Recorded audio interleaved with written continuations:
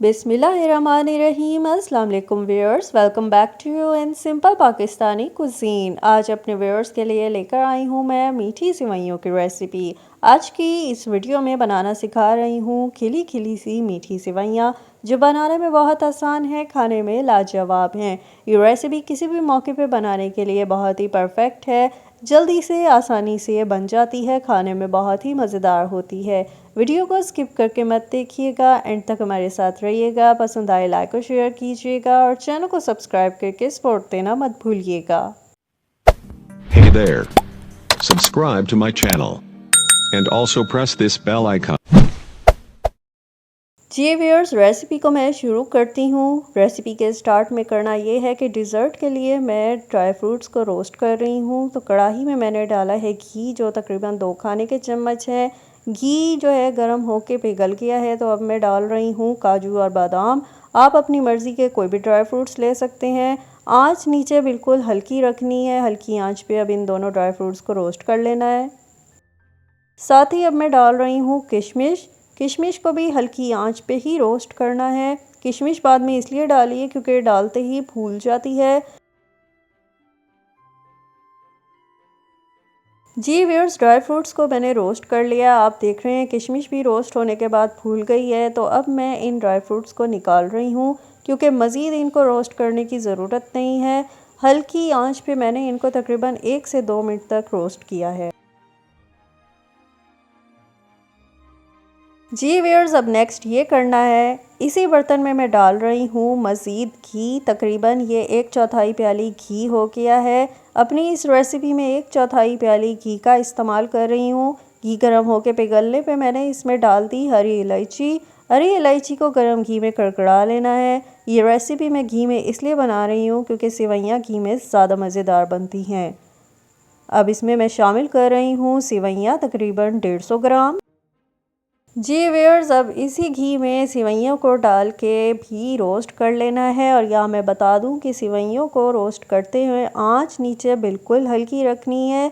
सेवइयों को घी में डाल के इस तरह से मिक्स करते हुए रोस्ट कर लेना है। शुरू में इनको जो है मिक्स करने में थोड़ी मुश्किल होगी। मुसलसल चम्मच चलाते रहना है और आंच नीचे बिल्कुल हल्की रखनी है। जी व्यूअर्स, रोस्ट होने पे सेवइयों का कलर चेंज हो गया है। तकरीबन 2 से 3 मिनट तक मैंने इनको हल्की आंच पे रोस्ट किया है। अब मैं इसमें शामिल कर रही हूँ चीनी। अपनी इस रेसिपी में तकरीबन आधी प्याली चीनी का इस्तेमाल कर रही हूँ। आप अपने जायके और मर्ज़ी के मुताबिक चीनी की मिकदार ज़्यादा भी डाल सकते हैं। अब आहिस्ता आहिस्ता चम्मच चलाते हुए चीनी को सेवइयों के साथ मिक्स करना है और यहाँ पे भी आंच नीचे हल्की रखनी है।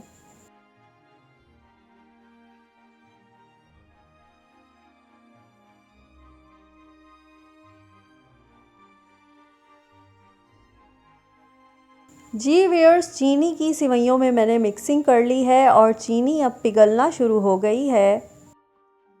तो अब मैं इसमें शामिल कर रही हूँ दूध, तकरीबन 1 प्याली। रेसिपी में 1 प्याली दूध का इस्तेमाल कर रही हूँ। इसी तरह चम्मच चलाते हुए अब सेवइयों को दूध के साथ पकाते हुए मिक्स कर लेना है।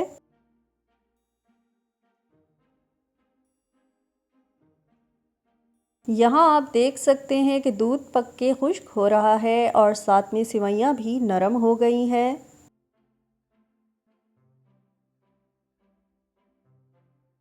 अब यहाँ मैं इसमें शामिल कर रही हूँ पानी, तकरीबन आधी प्याली। रेसिपी में मैंने 1 प्याली दूध और आधी प्याली पानी का इस्तेमाल किया है। अब हल्का सा चम्मच चला के पानी के साथ सेवइयों को मिक्स करना है। साथ ही इसमें डाल रही हूँ रोस्ट किए हुए ड्राई फ्रूट्स, जो रेसिपी के स्टार्ट में मैंने रोस्ट कर लिए थे। अब इन सेवइयों को हल्की आंच पे ढक के 5 मिनट दम देना है। जी व्यूअर्स, 5 मिनट गुजर चुके हैं। सेवइयों को मैंने दम पे रखा था, चूल्हा मैंने बंद कर दिया है क्योंकि सेवइयाँ हमारी परफेक्टली तैयार हो गई हैं। यहाँ पे फ़ोक की मदद से इस तरह सेवइयों को आसानी से अलग कर लेना है और इस तरह से यहाँ पर इनमें से हीट भी निकल जाएगी। आप देख सकते हैं कि मैंने कितनी आसानी से जल्दी से रेसिपी तैयार की है। किसी भी मौके पे बनाने के लिए सिवैयों का ये डिज़र्ट बहुत ही आसान और परफेक्ट है। यहाँ आप देख सकते हैं कि कितनी खिली खिली सिवैयाँ मैंने तैयार की हैं।